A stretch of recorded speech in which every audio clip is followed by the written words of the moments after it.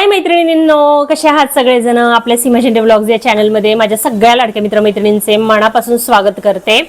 आज आहे रविवार आणि आज बघा पाऊस किती पडतोय। गेले 2 दिवस एवढा भयानक पाऊस आहे आमच्या इथे, म्हणजे पुण्यामध्ये तर खूप पाऊस आहे, पूर्ण चिखल म्हणजे नॉनस्टॉप पाऊस आहे।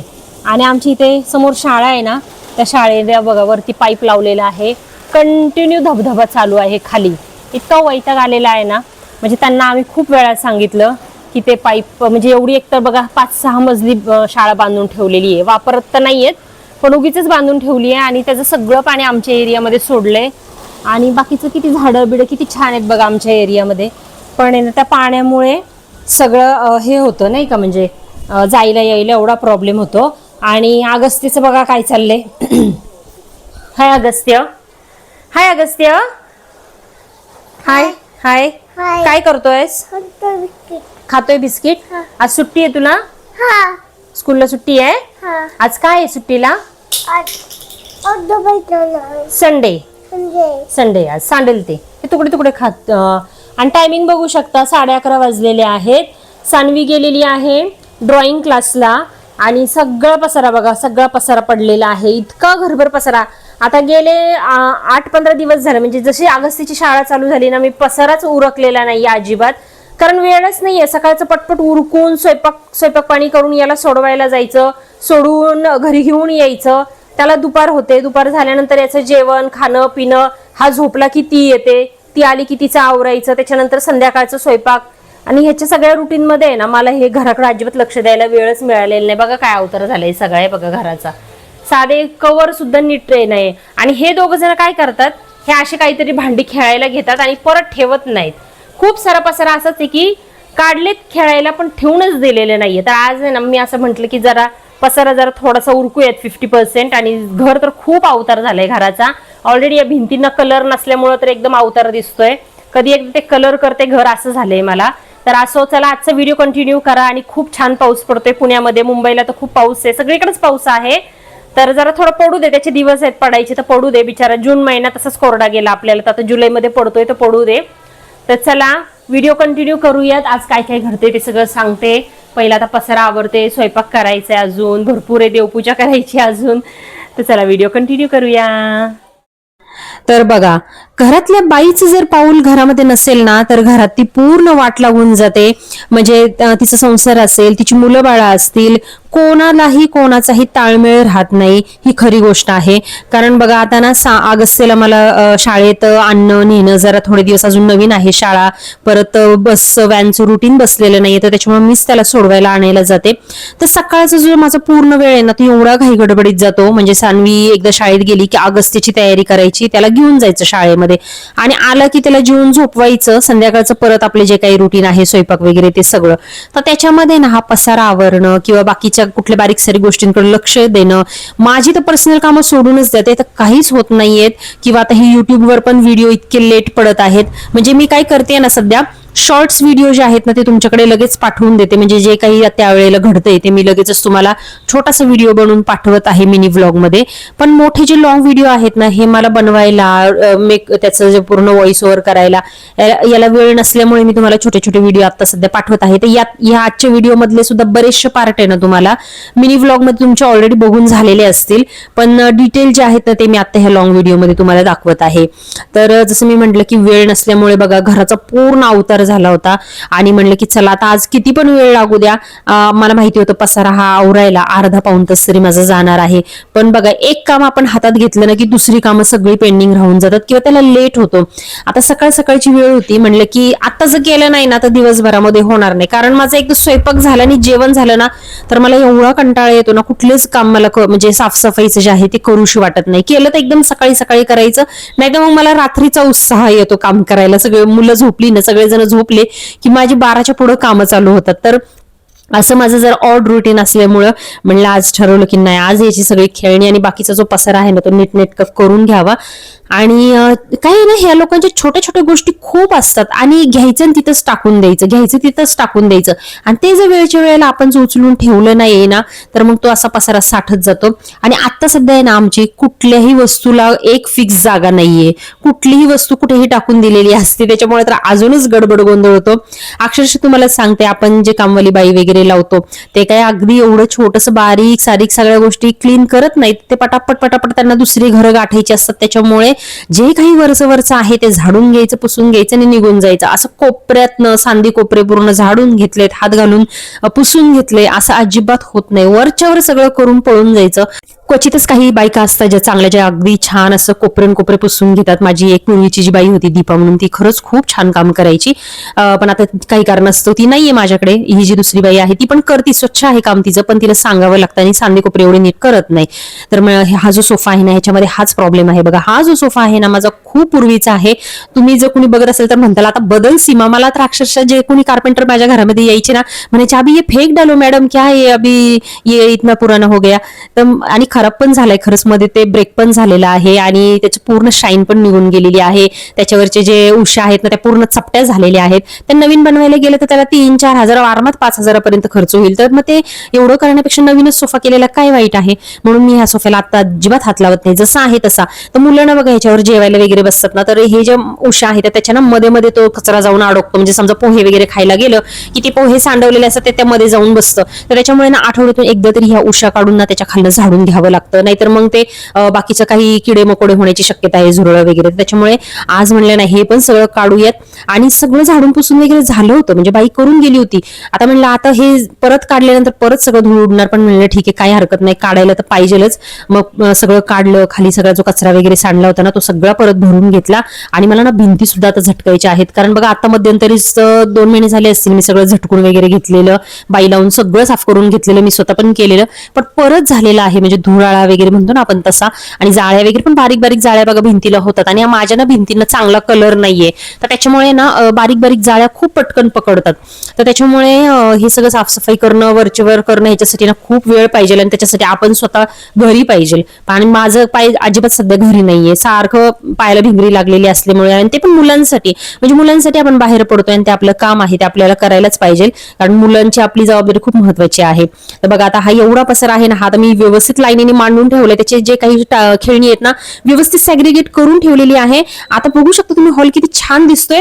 आपण हा जो साफसफाई केलेला हॉल आहे ना, हा अर्धा तास 1 तास पण तुम्हाला असा दिसणार नाही, 1-1.5 तासांनी पुन्हा आहे तसंच पहिल्यासारखा होणार आहे, ही माझी गॅरंटी आहे. कारण माझी मुलं खूप उचापती आहे, सगळी खेळणी जी काय आहे ना ती परत बाहेर काढणार. आणि मुलांपेक्षा त्यांचे पप्पा पण खूप उचापती आहे, सगळं बाहेर काढून खेळत असतात. आणि त्याच्यामुळे हा हॉल अर्ध्या तासाच्या वरती तरी काय असा राहणार नाहीये एवढा स्वच्छ.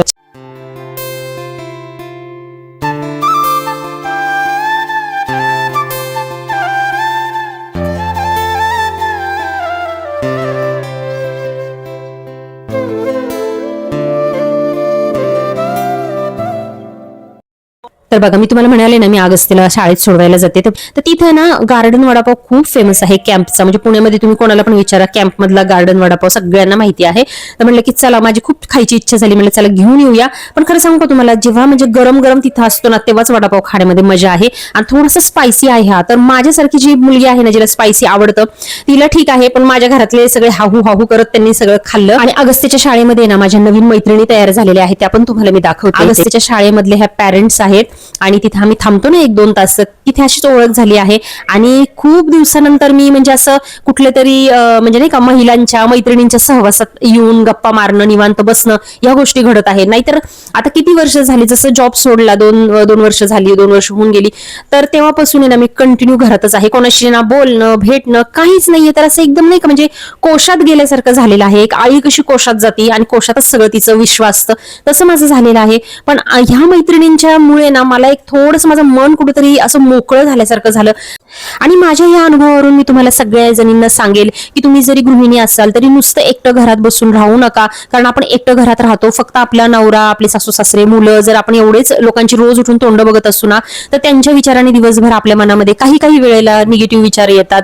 तर आपल्या मैत्रिणी आपण जर बनवल्या, त्या मैत्रिणींमध्ये जाऊन बसलो, उठलो, बोललो, तर आहे ना आपलं मन खूप हलकं होतं. आणि त्यांच्या संसारामध्ये त्या कशा करत आहेत, त्यांच्या संसार ते कसं सांभाळत आहेत, किंवा त्यांचे छान छान अनुभव ऐकून आपलं सुद्धा मन मोकळं होतं. आपण सुद्धा त्यांना 4 गोष्टी बोलतो. तर हे जे मन मोकळा संवाद आहे ना आपल्या आजूबाजूच्या लोकांबरोबर, मैत्रिणींबरोबर, हा खूप महत्वाचा आहे. त्यावेळी एकट्या राहू नका तुम्ही. कोण ना कोणतरी तुमच्या चांगल्या 1-2 मैत्रिणी तरी छान बनवा, अशा ज्या तुमचं जे आयुष्य आहे ना ते खूप छान बनवतील. तर अगस्त्य बघा आमचा घरी आला ना शाळेतून की असा मस्तपैकी घरी रिलॅक्स बसतो, सगळी खेळणी वगैरे घेऊन. त्याला खूप छान वाटतं. म्हणजे घर लहान मुलांसाठी किती अशी म्हणजे सेफ एरिया असते ना, की ते घरी आल्यानंतर अगदी मस्त म्हणजे छान रिलॅक्स वाटतं त्यांना. आणि ही कलिंगडाची स्टोरी तुम्हाला तर माहितीच आहे, मिनी व्लॉग मधून तुम्ही बघितलंच, पण जर आता डिटेलमध्ये सुद्धा एकदा बघून घ्या. हे बघा आमच्या शेतातलं कलिंगड आहे. अगस्त्य कुठलं आहे हे कलिंगड? ग्रीन ग्रीन कलिंगड आहे. आमच्या टेरेसवर जे कलिंगडाचं वेल आलं होतं ना, तर त्याचं कलिंगड बघा एवढं झालेलं आहे. मिनी कलिंगड, पण एवढंच वाढलंय. आणि छोटी कुंडी असल्यामुळे सानवीच्या पप्पांनी ते कट करून आणलेलं आहे. आता ह्याच्यापेक्षा जास्त वाढलं असतं ते जर मोकळी जमीन असती तर, असं सानवीचे पप्पा म्हणतायत. पण याला बघा जर अजून छान असं म्हणजे हे घातलं असतं, खतं घातली असती, जमीन छान मोकळी मिळाली असती तर हे मोठं झालं असतं. पण बघा हे काय म्हणतात त्याला, कुंडीमध्ये आलंय कलिंगड, तर तो करिश्मा आहे, करिश्मा. थांब आपल्या दोघांचा फोटो काढू, उठ एक मिनिट. तर आहे ना मित्रमैत्रिणी बनवा. ह्याच्या व्यतिरिक्त तुमचे जे काही छंद आहेत ना ते सुद्धा तुम्ही जरूर म्हणजे हे करा. कारण ना आता बघा सानवीच्या पप्पांनी सुद्धा त्यांची जी गार्डनिंगची आवड आहे ती सुद्धा जपलेली आहे. घरीवरती टेरेसवर छान छान कुंड्या लावलेल्या आहेत. त्याच्यामध्ये माझ्याकडून कसल्या पण ते फळं कापली, त्याच्या बिया गोळा करतात, भाज्या घेतल्या, त्याच्या बिया गोळा करतात, आणि त्याला वरती जाऊन झाडं वगैरे लावतात. ती छान मस्त मोठी होतात आणि त्याच्यातच त्यांना खूप छान समाधान आहे. तर असे आपले जे काही छंद आहेत ना ते सुद्धा तुम्ही जरूर जपा. अगस्त्य हे बघ काय आणले मी, हे कलिंगड. कलिंगड कलिंगड खायचं. अरे ज्यूस ज्यूस बनवून देते ना तुला. अरे ज्यूस ज्यूस, अरे ज्यूस बनवून देते. Juice juice juice juice juice juice. गोड आहे का? Natural natural without any chemical. गोडे काय रे देवा, अगस्त्याच्या नशिबात असलं काही चांगलं खाणं नाही. जरा अजून घ्या आणि अगस्त्याला फ्रीजमध्ये ठेवते, नंतर खा.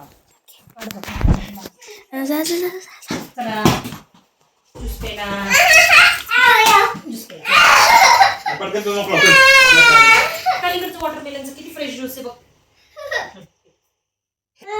फ्रेश ज्यूस आहे वॉटरमेलनचा. आणि कशी ताईने कशा फोडी खाल्ल्या, मग तुला तसं फोडी देईल मग. नाही तर गोड आहे ना, गोड आहे ना. अंकल आंटी बघा अगस्त्याला कसं ज्यूस पितो बघा. अजिबात त्रास देत नाही. आता त्याला सगळं आवडायला लागलंय, फ्रुट्स पण.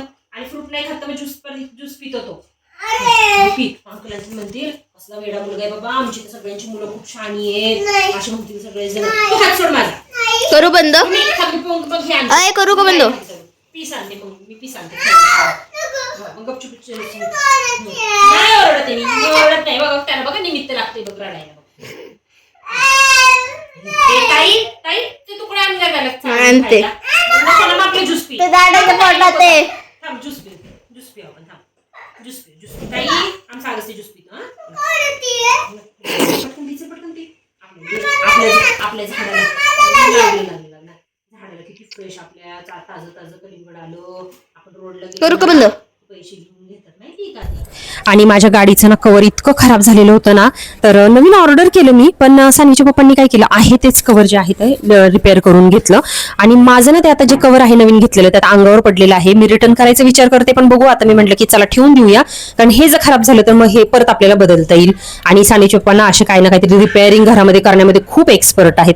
आणि माझी दारातली झाडं बघू शकता तुम्ही, अशी वेळी वाकडी वाढलेली आहेत. कटिंग वगैरे मी काय आता तर सध्या करत नाहीये, पण खूप छान अशी त्याला जी हिरवं जे तेज म्हणतो ना पावसाळ्यामध्ये येतं, तशा पद्धतीने हिरवीगार अशी माझी झाडं झालेली आहेत. आणि ना आता सध्या फळांचा जो बाजार आहे ना तो येता येता खूप दिसतो. भरपूर ठिकाणी फळवाले ना असे फळं घेऊन बसलेले असतात. आणि इतर वेळेला ना बाहेर पडणं होत नाही मला, पण आता सध्या अगस्त्यला आणता नेता शाळेमध्ये सोडताना ना खूप सारे फळवाले दिसतात. आणि छान असा अननसाचा एक मस्तपैकी ढिगारा घेऊन बसलेला एक बाबा दिसला मला, आणि त्याच्याकडून ना मी मस्तपैकी 2 अननस घेतले. खूप दिवसांनी खाल्ले अननस, फणस, हे माझ्या खूप आवडीची फळं आहेत, आणि मग ते मस्तपैकी एन्जॉय केले. आणि बघा आता हा एक जो नवीन पदार्थ दिसतोय ना तुम्हाला, तो मी माझ्या मुलांच्या नाश्त्यासाठी, म्हणजे नाश्त्याचा जो टिफिन असतो त्याच्यासाठी बनवला होता. आणि आम्हाला सुद्धा ह्याचं मी बनवला त्याच्यानंतर, कारण मला खूप आवडला. आणि याची रेसिपी म्हटलं नाही का, पहिलं मी स्वतः ट्राय करावं आणि त्याच्यानंतर तुम्हाला प्रत्यक्षात करून दाखवावं, तर त्याच्यामुळे मी हे पहिल्यांदा ट्राय केलं होतं. रव्याचा आहे हा पदार्थ, आणि ह्याची जी पूर्ण रेसिपी आहे ना मी नेक्स्ट टाइम पुन्हा एकदा बनवणार आहे. त्यावेळेला मी डिटेलमध्ये शूट करेल आणि तुमच्यासोबत शेअर करेल. तर चला, आजच्या व्हिडिओमध्ये एवढंच. मी जसं सांगितलं की ह्या आजच्या व्हिडिओमधल्या बऱ्याचशा गोष्टी तुम्हाला मिनी व्लॉग मधून ऑलरेडी तुम्ही बघितल्या असताल, पण त्याचे जे डिटेल आहेत ते आजच्या व्हिडिओमध्ये तुम्हाला मिळाले. आणि इथून पुढे पण ना लगेचच्या लगेच मी शक्यतो शॉर्ट टाकायचा प्रयत्न करणार. शॉर्ट व्हिडिओ जे असतात ना ते लगेच मी टाकून देत जाईल, म्हणजे ना वेळच्या वेळेला तुमच्यापर्यंत सगळ्या गोष्टी पोहोचतील. तर असो, आजचा व्हिडिओ जर आवडला असेल तर जाता जाता लाईक करा आणि आपल्या सीमा झेंडे व्लॉग्स या चॅनलला सबस्क्राईब करायला विसरू नका. काळजी घ्या मित्रमैत्रिणींनो, भेटूयात अशाच एका व्हिडिओमध्ये. तोपर्यंत टेक केअर, बाय बाय.